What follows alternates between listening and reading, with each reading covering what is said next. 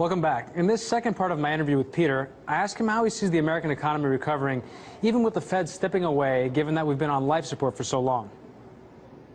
So what do you see as the end game here, or the strategy for the Federal Reserve? Because normally, if we compare this, we've heard a lot of comparisons. One is that the economy went into effectively intensive care after the 2008 financial crisis. And if you're in ICU as a patient, the eventual goal of the doctors is to get you out of ICU and to get you home.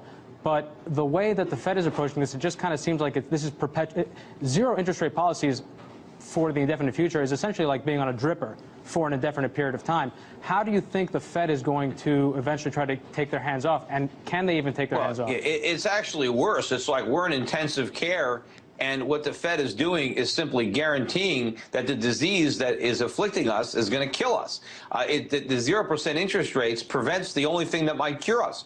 We need higher interest rates. We need to allow the economy to restructure and rebalance. We need more savings. We need lower real estate prices. We need to have a solvent financial system. We need to balance the books. We need less government spending. We need to get rid of these trade deficits. We need some surpluses. We need some production. None of this is going to happen with 0% interest rates. All we're going to get is more speculation, more debt, more consumption, more air in the bubble, which means a lot more air comes out when it bursts. You know, if you think that Europe is going through a problem right now, you ain't seen nothing yet. I mean, Europe is the warm-up. America is the main event.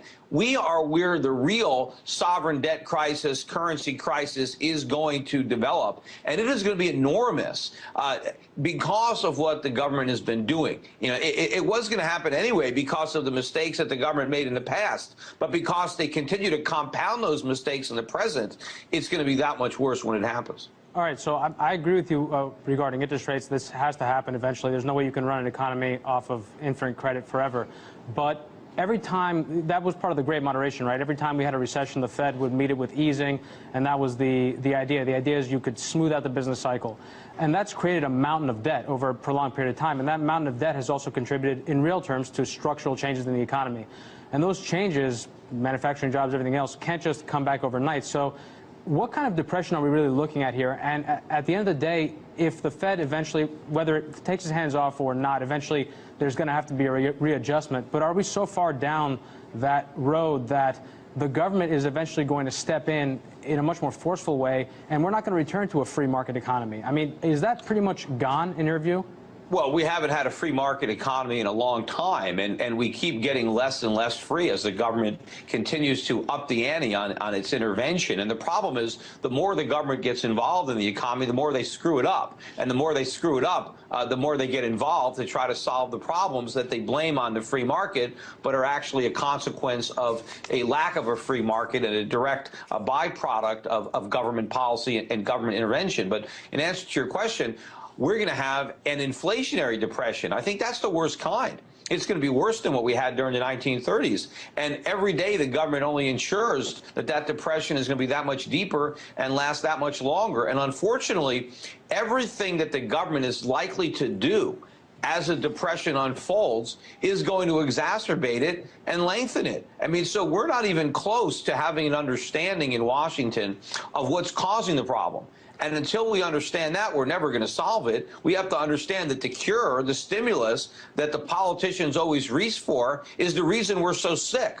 And the more they stimulate the economy, the sicker it's going to get. So going back to my point, though, so we're really sick, right? And we were really sick during the Great Depression, and one of the outcomes of that was more government, and eventually there was World War II. Is there any way that we're going to be able to avoid some sort of this going from an economic crisis to a political crisis? Well, I hope so. I mean, first of all, we're a lot sicker than we were in the 1930s, and unfortunately, the cure is nowhere in sight as far as being able to adopt it. We know what the cure is. It's just that we can't get the politicians to allow the economy to swallow it. But as far as the politics, I mean, we're going to go through something very traumatic as a nation, and it is a climate where real tyranny can flourish. I mean, look what happened in Germany, in the Weimar Republic, in the aftermath of that hyperinflation. We ended up with the Nazi Party coming to power. I mean, so when you have the type of environment that we're going to have, I think you're going to have civil unrest. I think people are going to be rioting because things are going to get bad in this country. And the more the government gets involved with stimulus, and I think ultimately we can have price controls, because the government is now denying that there's any inflation, even as they go on creating it and creating it. But eventually, gas prices will be so high, food prices will be so high that there will be a lot of calls to do something about it. And rather than turning off the printing presses and raising interest rates, I think they're going to look to control prices, and that's just going to create shortages and compound these problems. And it's going to be a very, very dangerous environment for civil liberties. And who knows, you know, the government's going to get bigger and bigger and looking to consolidate its power, maybe silence the voices of people who are pointing out the problems. You know, they've already got it all set up now with terrorists. You know, they've got a lot of power now because of the war on terror. Well, they can describe or classify anyone they want as a terrorist and now throw them in jail and lock away the key.